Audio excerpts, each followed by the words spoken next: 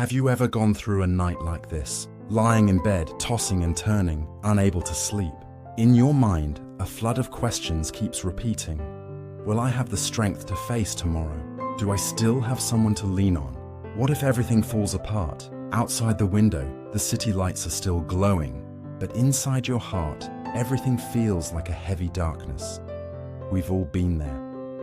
Those moments of loneliness so deep it feels like the whole world has turned its back on us. That anxiety, like being caught in a storm with no way out. And in those moments, it's so easy to believe that the sadness will last forever. But the Buddha once taught, no storm lasts forever. Everything is impermanent. That means the tears, the burdens you carry are just like clouds in the sky. They come and then they pass. If we learn how to let go, how to return to the present moment, then even in the middle of the storm, we can still find a quiet place of peace within ourselves. And in this video, I will walk with you through 12 Buddhist lessons, teachings that can transform the way you see loneliness and anxiety. Because sometimes it is in the very moment we feel most broken that the seed of awakening quietly begins to sprout. So, where does this journey begin? Let's step into the very first lesson. Lesson 1. The hidden gift of pain. There was a man who lost his job after more than 10 years at the same company. Every morning he woke up with nowhere to go, nothing to do. He felt useless, like a failure, as if everything he had built had collapsed overnight. But months later, he realized something surprising. That very period of being left behind opened a new path for him. He learned a new skill he had never even considered before, and soon after began a job that gave him more freedom and happiness than he had ever known. Looking back, he saw the truth. What once felt like the end was actually a disguised gift. In Buddhism, this is called the first noble truth, dukkha. Suffering is not a curse, nor is it punishment. It is simply an inevitable part of human life. Yet, if we look deeper, pain carries a message. It's like a signpost on the road, showing us when to change direction, or to learn a lesson we would otherwise ignore. In modern life, we often run from pain, lose a relationship, we throw ourselves into overworking, feel stressed, we numb it with shopping, alcohol, or endless scrolling on social media. But the Buddha taught, pain is inevitable, suffering is optional. We cannot avoid pain, but how we relate to it determines whether we remain trapped in suffering or grow from it. So, what small practice can you try today? The next time pain arises, maybe a harsh criticism, a rejection, or a personal loss, instead of asking, why is this happening to me? Try asking, what is this pain trying to teach me? Write down your answer, even if it feels unclear. That simple act transforms pain from an enemy into a teacher. And once you begin to see the hidden gift within your wounds, you'll realize you are no longer as hopeless as before. Because if even pain can become light, then what is there that cannot be transformed? To understand this more deeply, we need to turn to another truth the Buddha revealed. Everything changes, and impermanence itself is the key that frees us from clinging to suffering. Lesson 2. Everything changes. Think back to a heavy, rainy afternoon. The sky turns dark, thunder roars, and you feel like the storm will never end. But a few hours later, the clouds clear, the sky turns blue again, and sunlight pours down everywhere. Our emotions are just like those storms. They come, and then they go. No feeling lasts forever. The Buddha called this Anicca, impermanence. The fundamental truth of life. Nothing is permanent. Not the body, not emotions, not thoughts, not even our struggles. Because of impermanence, a child grows into an adult. Because of impermanence, wounds heal and sadness fades.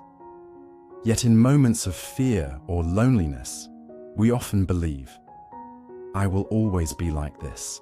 This pain will never end. But that is the most common illusion. It's like standing in the middle of the night and forgetting that dawn always follows darkness.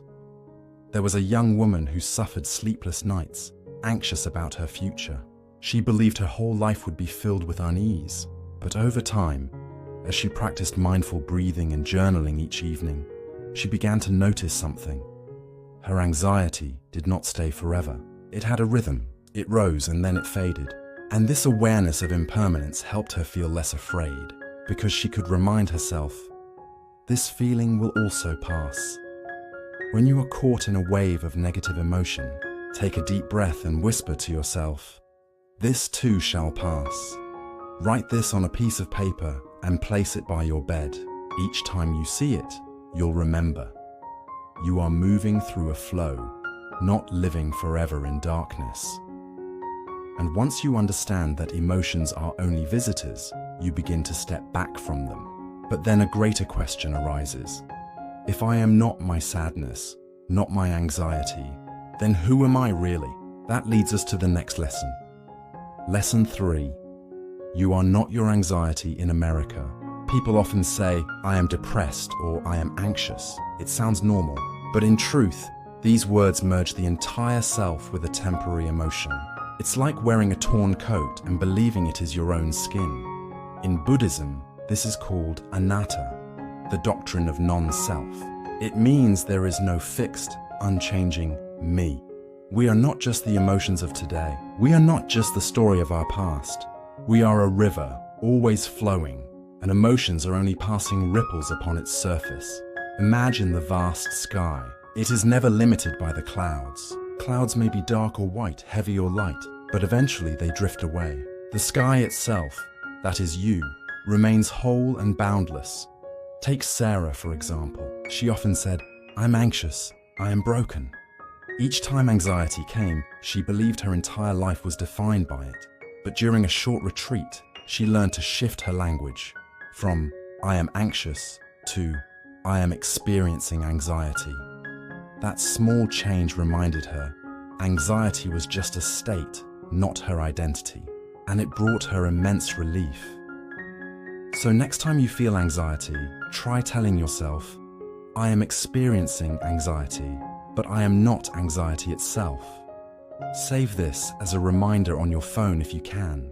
By doing this, you create a healthy distance between yourself and your feelings, like stepping out into the rain and realizing, I am not the storm. I am only passing through it. When you stop identifying with anxiety, you begin to feel freer, lighter, and from that freedom, you learn how to be alone without feeling lonely. Because the difference between loneliness and solitude is the very lesson we'll explore next. Lesson 4. Loneliness versus noble solitude. Have you ever been in this situation? You're standing in a crowded room, co-workers laughing, friends talking, yet you still feel completely isolated, as if no one truly sees or understands you. That is loneliness. It doesn't depend on how many people are around you. It comes from the emptiness inside.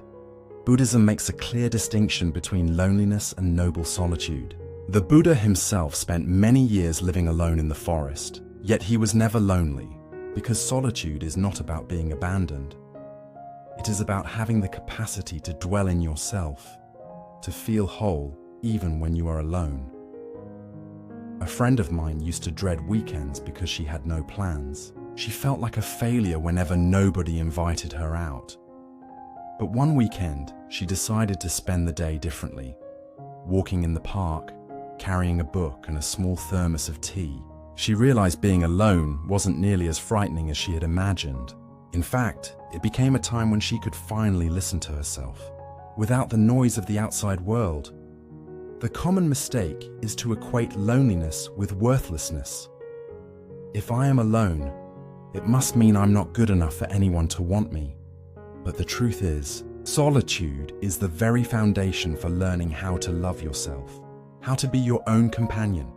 Instead of filling every empty space with your phone, social media, or meaningless meetups, try spending just 10 minutes a day sitting quietly by yourself, whether in your room or out in nature. Breathe deeply, notice your breath, listen to the sounds around you. Think of it as a small date with yourself. When you begin to taste noble solitude, you'll see that being alone is no longer something to fear. In fact, you'll discover a freedom within it. The freedom of not needing others, to make you feel whole.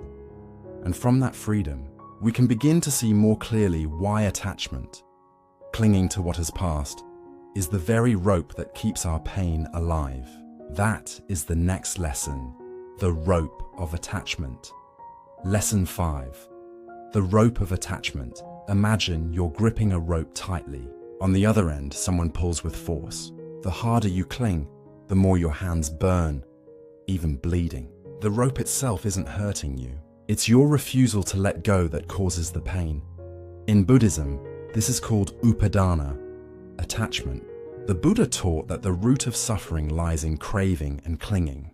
When we hold tightly to something, a broken relationship, a job that no longer fits, or even an outdated image of ourselves, we are like the person clutching that rope.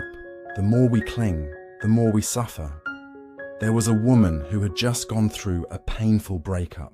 She knew the relationship was unhealthy, yet she kept revisiting old messages, old photos, hoping her partner might return. Each glance reopened the wound. Only when she found the courage to delete those memories did she realize letting go was the first step to healing. We often mistake clinging for loyalty or proof of love, but the truth is, holding on only prolongs suffering. Letting go does not mean forgetting or denying the past. It simply means you stop hurting yourself over it. Here's a small practice. Write down one thing you're holding on to, a relationship, a failure, or a fear. Then ask yourself, if I let go, what will I lose? And what will I gain? Often what you lose is only an illusion, while what you gain is peace. And once you learn to loosen the rope of attachment, you'll discover a profound truth. Peace does not live in yesterday or tomorrow. It can only be found in this present moment. That leads us to the next lesson, the power of the present. Lesson 6. The power of the present. It's a quiet morning. You're holding a warm cup of coffee in your hands, the aroma rising gently, the heat seeping into your palms. But instead of savoring it, your mind is racing. Deadlines, unanswered emails, or the sharp words someone said yesterday. The coffee is still there, but the peace has slipped away. In Buddhism, this is called mindfulness, the capacity to be fully present in the here and now. The Buddha taught, do not chase the past, do not long for the future. Observe life deeply in this very moment. Why? Because the past drags us into regret and the future throws us into anxiety. Only the present is safe enough to rest in. A young office worker in New York once told me she was always exhausted. Even at lunch, her mind raced to unfinished tasks. But when she learned mindful eating, slowing down, tasting each bite, breathing deeply, she was astonished to realize something simple. Peace was not somewhere far away. It was right there in a single sandwich. The trap so many fall into is believing happiness comes when everything is finally fixed. When we have enough money, enough love, enough success. But the truth is that chase never ends. If we cannot rest in the present, we will spend our lives running after a mirage. So choose one daily activity, drinking water, walking, or washing your hands, and turn it into a practice of mindfulness. When drinking, feel the cool water sliding down your throat. When walking, notice each step touching the ground. Even 1 to 2 minutes is enough to reset, to breathe lighter. And once you begin to taste the power of the present, you'll realize that even in moments of brokenness, the seeds of renewal are already there. Because sometimes, it is within the ruins that blossoms appear. That brings us to the next lesson. Broken yet blooming. Lesson 7. Broken yet blooming. Have you ever felt completely shattered, as if your whole world had collapsed? Losing a job, a breakup, or a life event that made you feel no longer whole. In those moments, it's easy to believe this is the end. But Buddhism teaches that sometimes it is within the ruins that new seeds quietly begin to sprout.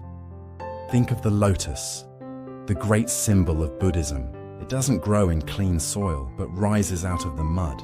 And because of the mud, the lotus becomes radiant and pure. In the same way, pain, loss, and brokenness are the very soil from which growth and awakening arise. In Japan, there is an art called kintsugi. When pottery breaks, instead of throwing it away, artisans mend the cracks with gold.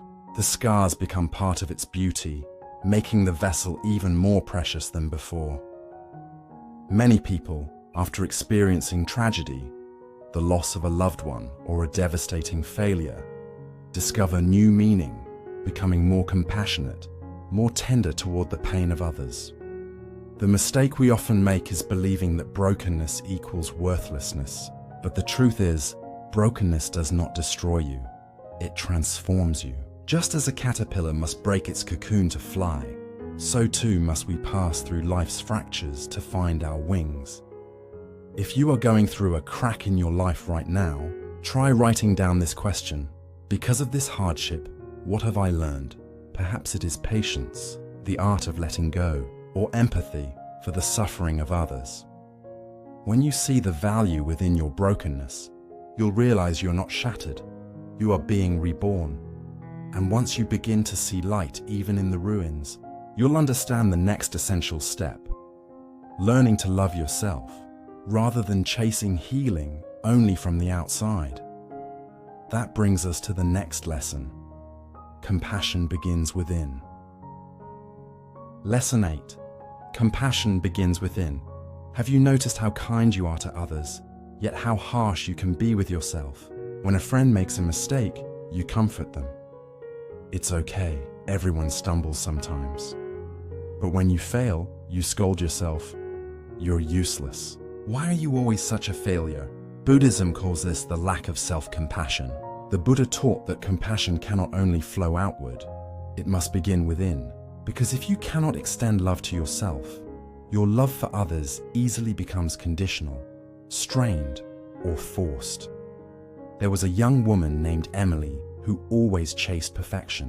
When her grades or work didn't measure up, she berated herself relentlessly.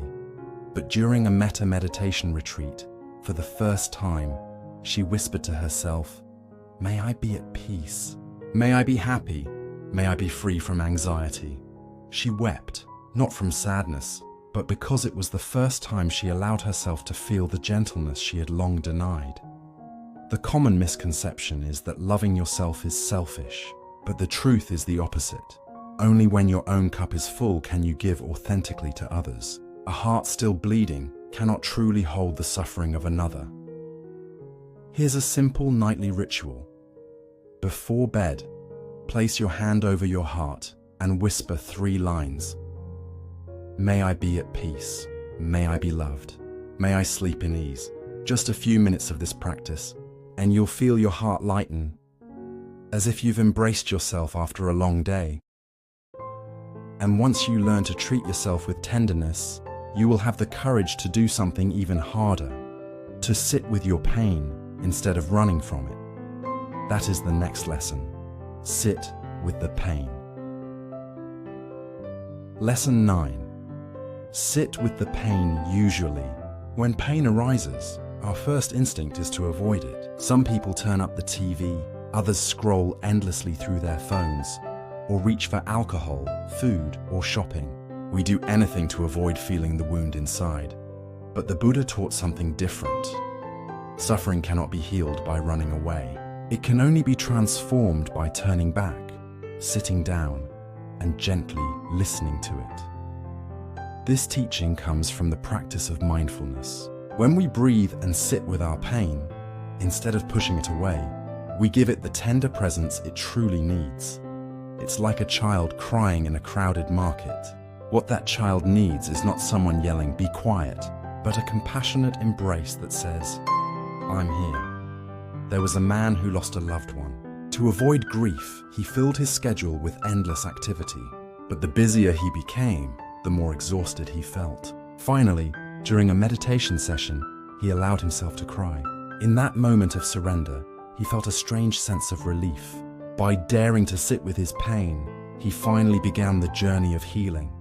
The greatest misconception many carry is, if I let myself feel it, I'll collapse. But in reality, it is the refusal to feel that keeps us trapped the longest.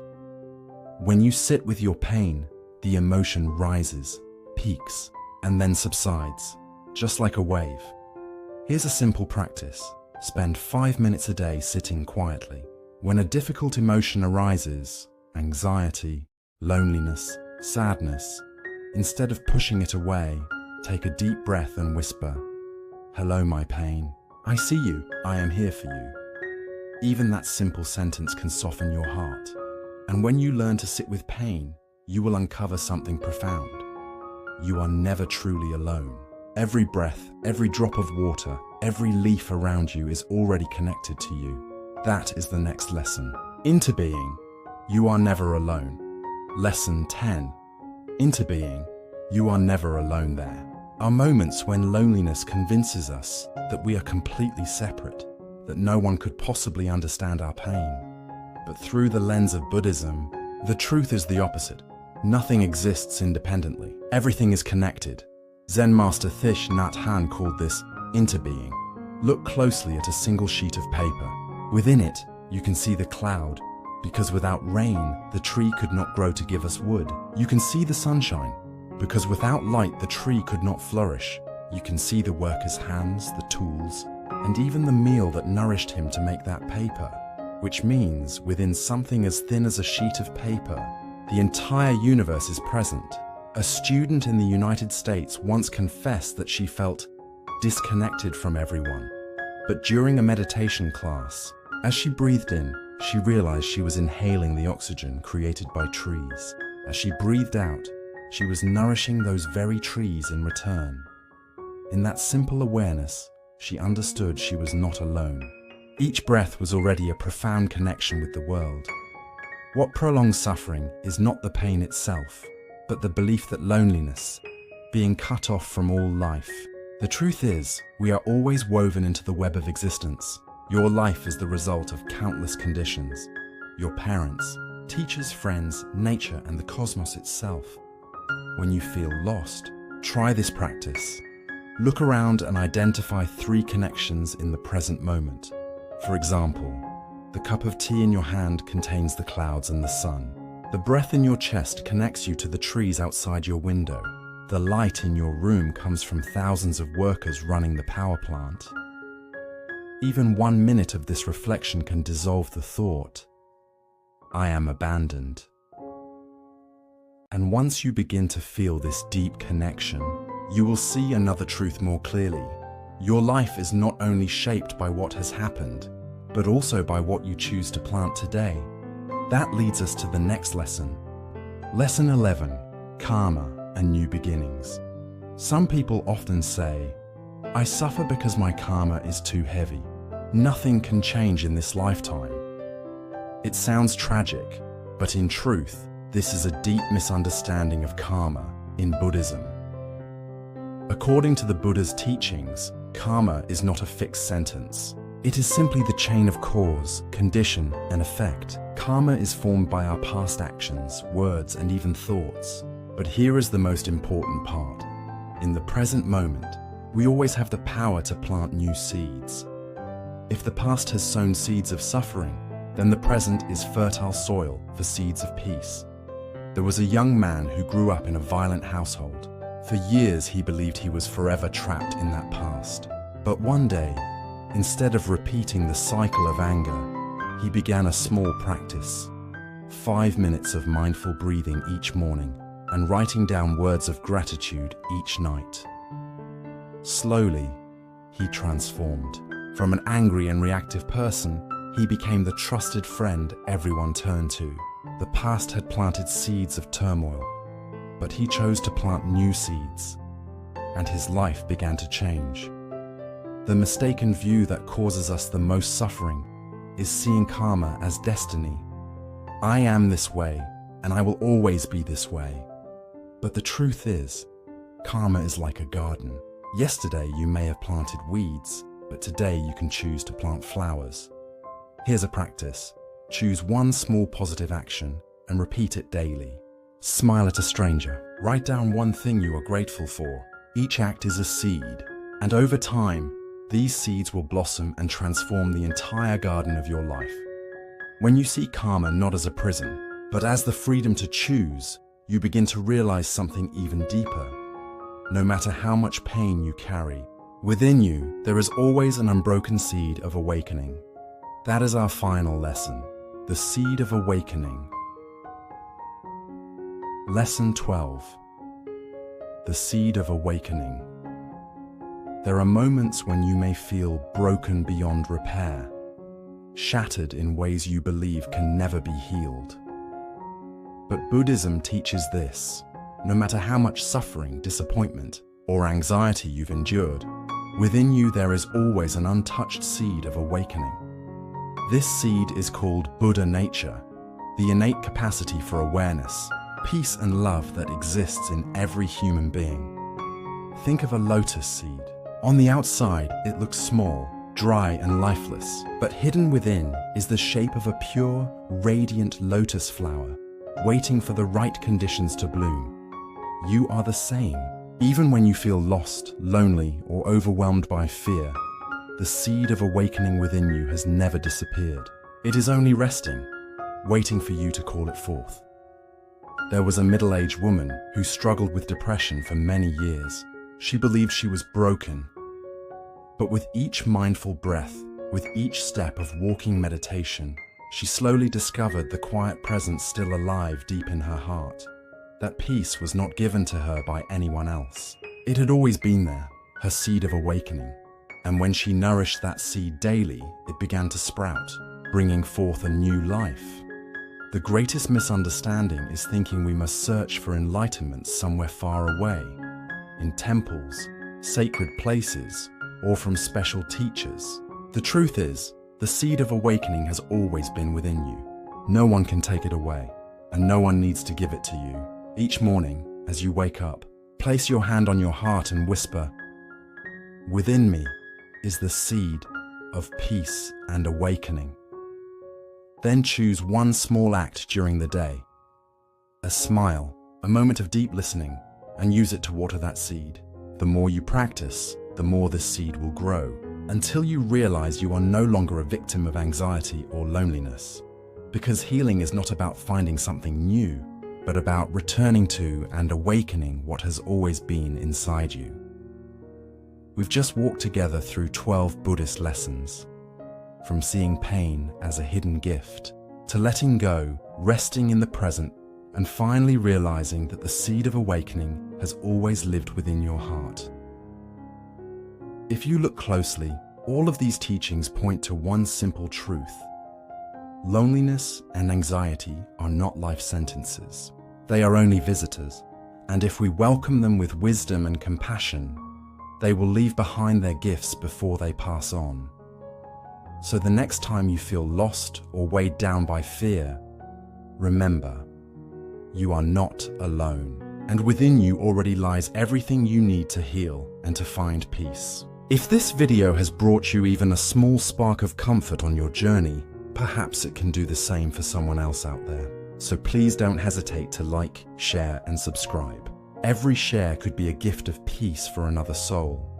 Together, let us plant more seeds of compassion, mindfulness, and wisdom in this world. And who knows, that small action may become the light that guides someone in need.